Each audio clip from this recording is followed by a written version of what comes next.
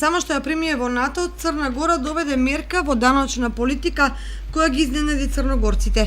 Имено Црногорското собрание вчера ја усвои измената на законот за данок на додадена вредност, со кој ДДВ од 19 се зголемува на 21%.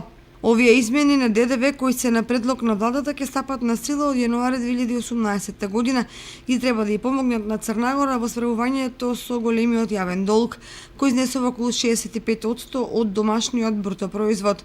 Големиот јавен долг на Црна Гора предизвикува загриженост особено кај Меѓународниот монетарен фонд, Светската банка и кај други финансиски организации кои сугерираат на официјална Подгорица да направи фискална консолидација.